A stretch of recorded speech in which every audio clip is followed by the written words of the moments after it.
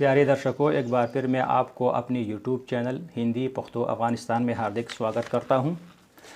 मैं आज इस वीडियो में आपको हिंदी एवं पख्तो दोनों भाषाओं में समानताओं के बारे में जानकारी देने का प्रयास कर रहा हूं।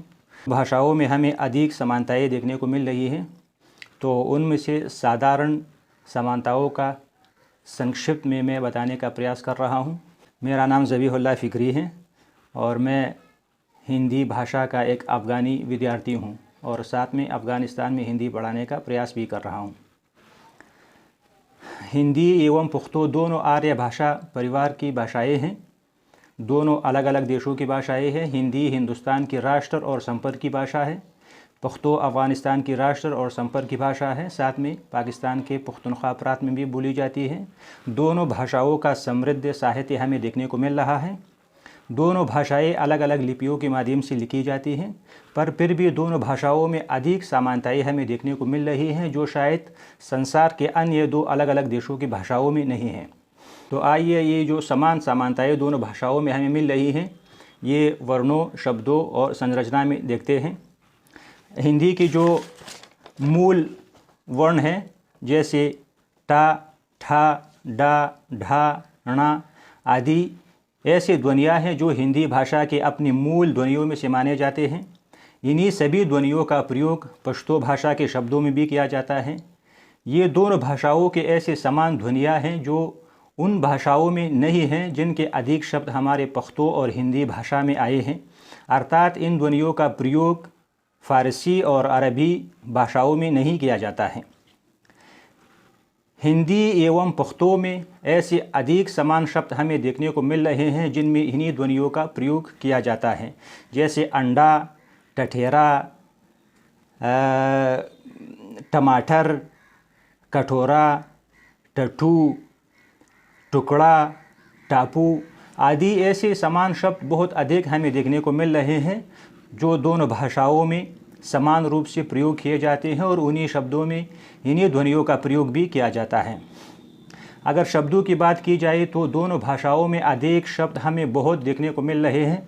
जैसे अब मैं इस कक्ष में बैठा हूँ, यहाँ पर ऐसी अधिक वस्तुएं हैं जिनके नाम दोनों भाषाओं में समान रूप और समान अर्थ में प्रयोग किए जाते हैं, जैसे खिड़की, दरवाज़ा, छत, दीवार, मेज़, किताब, कलम, पर्दा, कट, वास्कट आदि ऐसे बहुत से शब्द हैं जो दोनों भाषाओं में समान रूप से प्रयोग किए जाते हैं।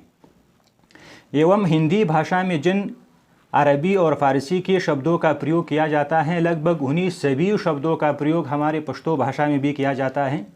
तो ये भी दोनों भाषाओं की समान विशेषता हैं जो अन्य भाषाओं के शब्दों को ग्रहण कर लेती हैं, समान शब्दों को ग्रहण कर लेती हैं। तो हिंदी एवं पख्तो भाषाओं के जो विद्यार्थी हैं, जो भारतीय पश्तो सीखना चाहते हैं और जो अफ़गानी हिंदी सीखना चाहते हैं, उन सभी विद्यार्थियों को ये जानना ज़रूरी है कि दोनों भाषाओं में समान शब्द क्या हैं, क्योंकि अगर उनको ये मालूमात हो कि दोनों भाषाओं के ये समान शब्द हैं तो उनका प्रयोग वे सरलता से कर सकते हैं। हमारे यहाँ भारत में जो अफ़गान स्टूडेंट हैं, उनमें से कई स्टूडेंट मुझसे किसी पश्तो शब्द के बारे में पूछते हैं कि इसका हिंदी अर्थ क्या है। जैसे अगर कोई मुझसे पूछता है कि कमज़ोर का अर्थ हिंदी में क्या है, तो मैं उसे बता देता हूँ कि कमज़ोर का प्रयोग हिंदी भाषा में ही किया जाता है।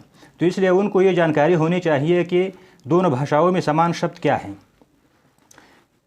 एवं हमारे हिंदी विभाग के जो विद्यार्थी हैं, जो मुझसे किसी शब्द का अर्थ पूछता है कि प्लान शब्द का अर्थ हिंदी में क्या है, तो मैं उसे देखता हूँ। अगर उस शब्द का पर्यायवाची शब्द हिंदी एवं पख्तो भाषाओं में समान हो तो मैं उससे उसके पर्यायवाची शब्द के बारे में पूछता हूँ।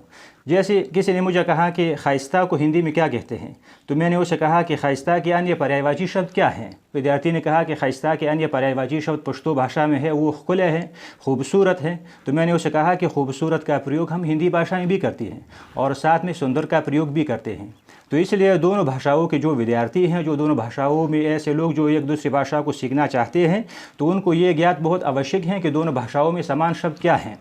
मेरे शोध के अनुसार लगभग 2000 से भी ज़्यादा ऐसे समान शब्द हमें देखने को मिल रहे हैं जो दोनों भाषाओं में समान रूप से प्रयोग किए जाते हैं। वे शब्द अरबी और फ़ारसी या अन्य भाषाओं की भी हैं जो हिंदी एवं पुख्तो दोनों भाषाओं में समान रूप और समान अर्थ में आए हैं। एवं हिंदी एवं पुख्तो दोनों भाषाओं के ऐसे समान शब्द भी हैं जो दोनों भाषाओं के अपने अपने शब्द माने जाते हैं। तो ये एक सबसे बड़ी विशेषता है दोनों भाषाओं में, जो अधिक ऐसे शब्द हमें देखने को मिल रहे हैं जो दोनों भाषाओं में समान रूप से प्रयोग किए जाते हैं। रचना में अधिक समानता हमें देखने को मिल रही है जो शायद संसार के अन्य अलग अलग भाषाओं में नहीं है। ये समानता जो है ये बहुत रोचक और अजीब समानता है। दोनों भाषाओं की क्रियाएं अलग अलग हैं, पर दोनों भाषाओं में जो क्रियाएं हैं उनका संबंध जो अन्य पदों से होता है, कर्ता से होता है, कर्म से होता है, तो वो अन्विति जो है वो दोनों भाषाओं की लगभग समान है। हिंदी एवं पुख्तो दोनों भाषाएं कर्ता कर्म क्रिया अनुक्रमी भाषाएं हैं। तो इसी प्रकार दोनों भाषाओं में शब्द जो होते हैं, पद जो होते हैं, उन्हीं पदों का आपस में जो एक दूसरे से संबंध होता है, एक दूसरे से प्रभावित होते हैं, वो दोनों भाषाओं में बिल्कुल समान रूप से है।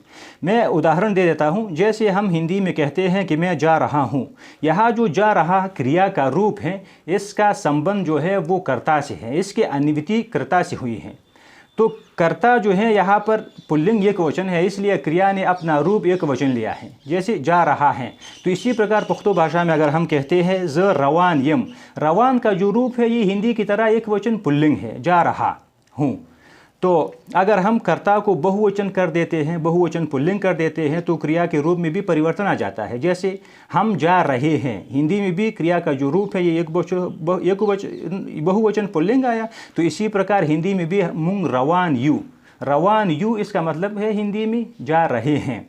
इसी प्रकार दोनों भाषाओं में कभी कभी क्रिया की अन्विति कर्म से होती है। हिंदी भाषा में क्रिया की अन्विति लिंग एवं वचन के आधार पर तब कर्म से होती है जब कर्ता के साथ ने प्रसर्ग आता है। जैसे हम आम को एक कर्म के रूप में ले लेते हैं। आम का प्रयोग दोनों भाषाओं में समान रूप से किया जाता है एवं दोनों भाषाओं में आम एकवचन पुल्लिंग है।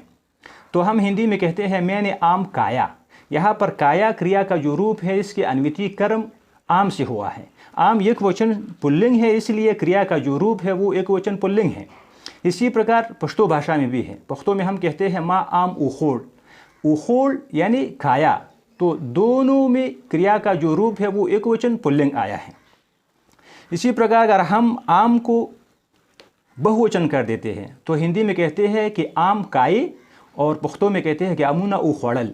यहाँ पर भी दोनों भाषाओं में क्रिया का जो रूप है ये बहुवचन पुल्लिंग है, क्योंकि आम जो है ये भी बहुवचन पुल्लिंग कर्म के रूप में आया है। इसी प्रकार अगर हम आम के स्थान पर कोई स्त्रीलिंग चीज़ ले लें, जैसे रोटी दोनों भाषाओं में स्त्रीलिंग संज्ञा है। तो इसी प्रकार अगर हम हिंदी में कहते हैं कि मैंने रोटी काई का जो रूप है क्रिया का ये भी एकवचन स्त्रीलिंग है, क्योंकि यहाँ पर कर्म में स्त्रीलिंग एकवचन संज्ञा आई है। अगर रोटी को हम बहुवचन कर देते हैं तो हम हिंदी में कहते हैं कि हमने रोटियाँ काई। तो यहाँ पर पुश्तो में भी बिल्कुल समान रूप से आते हैं।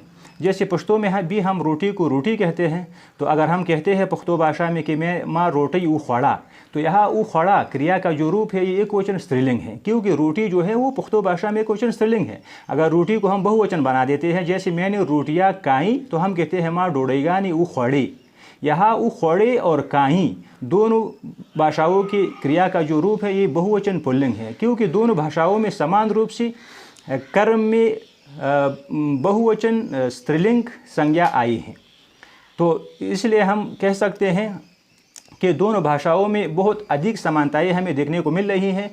तो मैं अपने अगली वीडियो में आपको हिंदी एवं पुख्तो दोनों भाषाओं की समानताओं के बारे में, दोनों भाषाओं के व्याकरण के अलग अलग विषयों पर भिन्न प्रकार की वीडियो बनाकर और आप तक हिंदी एवं पुख्तो दोनों भाषाओं की समानताओं के बारे में जानकारी देने का प्रयास करता रहूँगा। तब तक के लिए नमस्कार, फिर मिलेंगे।